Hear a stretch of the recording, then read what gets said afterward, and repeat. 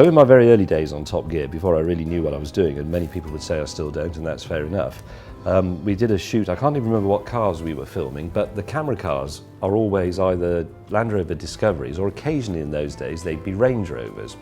And if we're doing a 3-car test, as we were, we generally have a Range Rover each allocated to us, and they film all the driving along and going past and all that lovely stuff.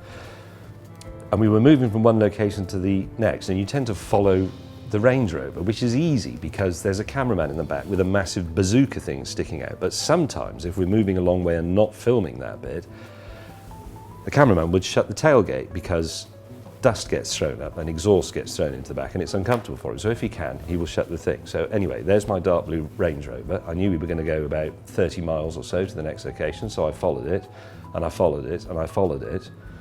And then we turned up the long driveway of this sort of rather old crumbly farmhouse, and I thought, this is interesting. I didn't know we were going here. And then it came to a halt, and I stopped, and this family got out and said, what the hell are you doing up our drive? And it was simply somebody else's dark blue Range Rover, and I was in completely the wrong place. And it's actually quite a difficult thing to explain, because I had to explain it rather in the way I just told that story. I said, oh, I'm really sorry, I didn't mean to follow you up your drive. I'm working for this program, Top Gear, which they'd heard of, but they'd never heard of me.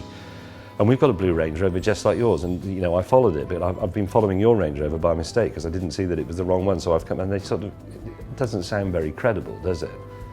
If you're a family who's been out for been to the shops or whatever, and this sort of slightly weird bloke in a car that's not his, with crap hair, follows you all the way back to your house and all the way up the drive.